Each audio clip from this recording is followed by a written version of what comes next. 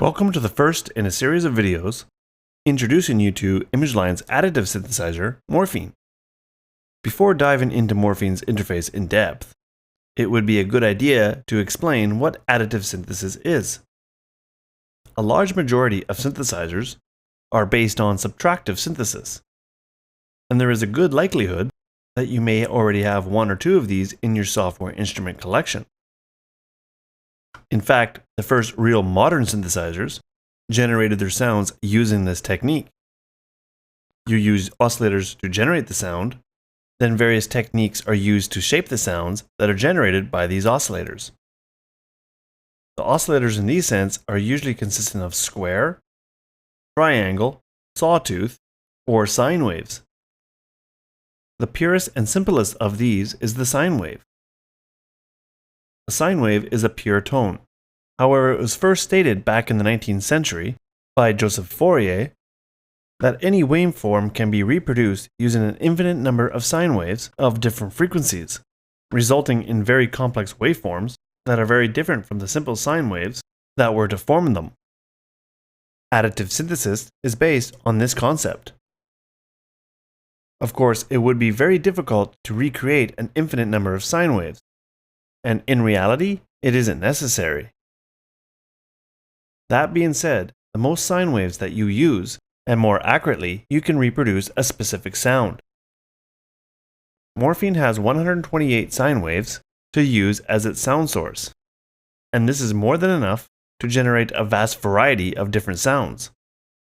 Remember, some of the early synthesizers were limited to a few waveforms, and Morphine can not only recreate these waveforms, it can also create an almost limitless amount of totally different and unique waveforms by manipulating those 128 harmonics.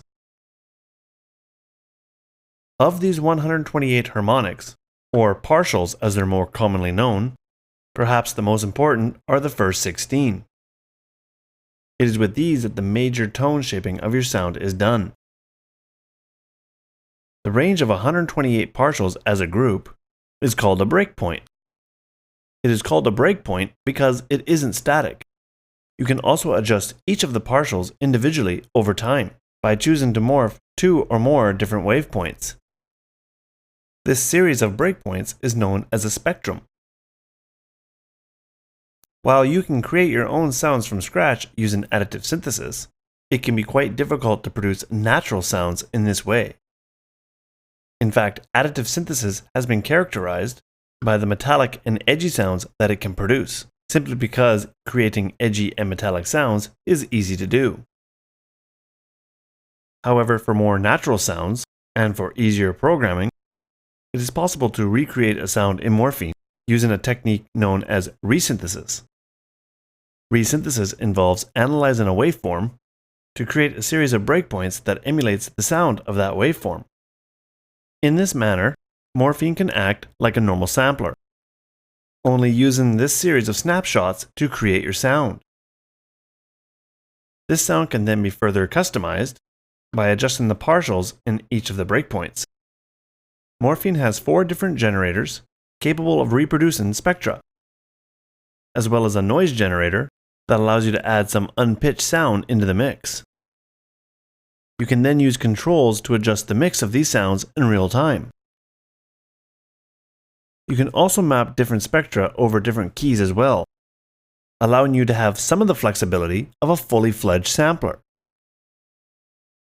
The sounds are then passed through Morphine's digital sound processing before it is finally output to your host. This covers the introduction to ImageLine's Morphine and some of the principles of additive synthesis. In the next few videos, I will look a little more closely at Morphine's interface.